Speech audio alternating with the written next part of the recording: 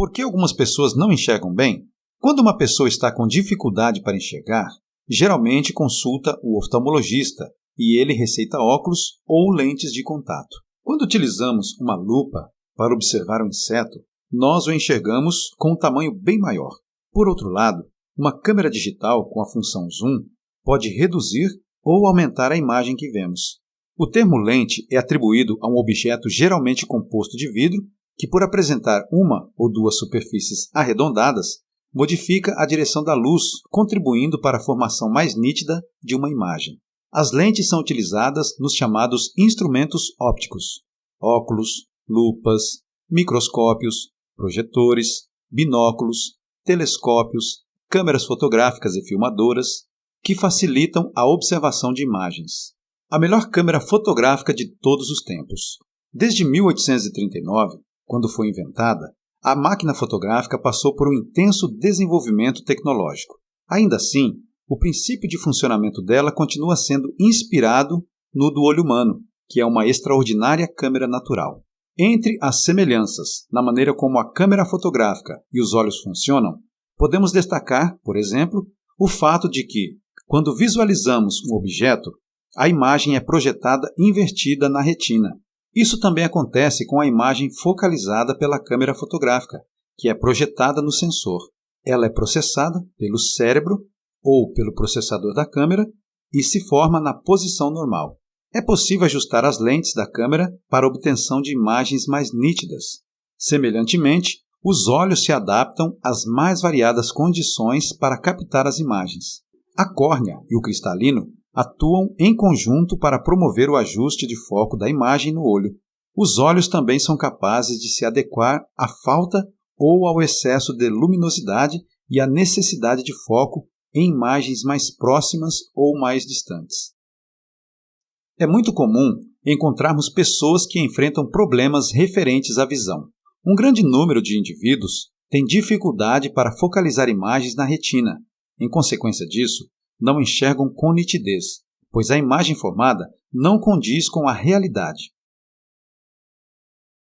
Essa limitação é corrigida mediante o uso de óculos ou lentes de contato, que proporcionam a adequação das imagens. Em geral, os problemas mais frequentes de focalização requerem o uso de lentes divergentes, também denominadas côncavas, ou convergentes, conhecidas também como convexas. Quando há algo errado com a visão, nosso corpo dá algumas dicas.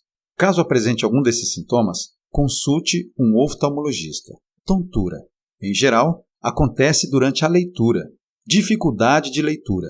Precisamos aproximar ou afastar os olhos daquilo que estamos lendo, ou as letras ficam embaraçadas como se houvesse fumaça sobre os olhos. Piscamento. Piscamos muito durante a leitura ou quando tentamos focar um objeto específico. Sensibilidade extrema à luz. Não conseguimos abrir totalmente os olhos sem lacrimejar em ambientes muito iluminados. Dor de cabeça.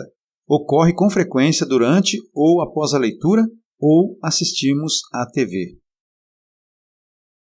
Correção de problemas referentes à visão. Os distúrbios associados à visão podem estar ligados à focalização de imagens ou diretamente à estrutura dos olhos. Distúrbio visual. Miopia. A imagem é focalizada antes da retina. Há uma dificuldade para enxergar objetos distantes. A correção. Uso de lentes divergentes para corrigir a focalização da imagem que ocorrerá na retina. Hipermetropia. A imagem é focalizada atrás da retina.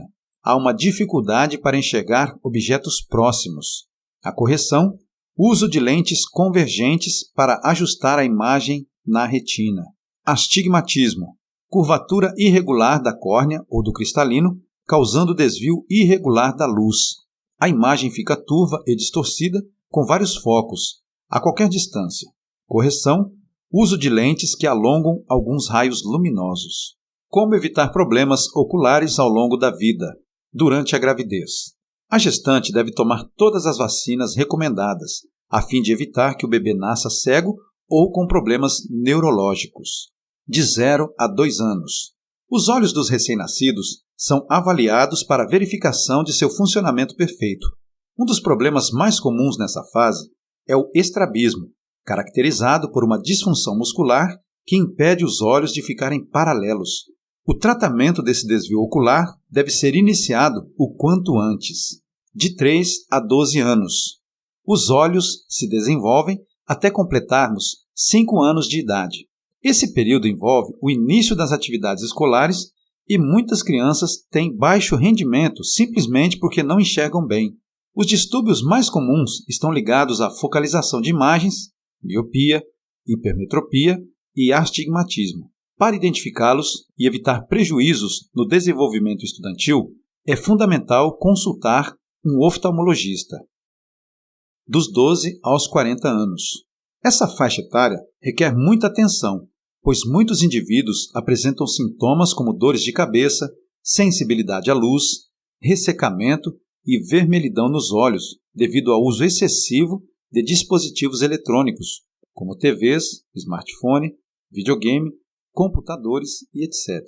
Evite a exposição excessiva a esses aparelhos, dos 40 anos em diante. Nessa fase, um dos principais problemas oculares é a catarata, que consiste na perda da transparência do cristalino.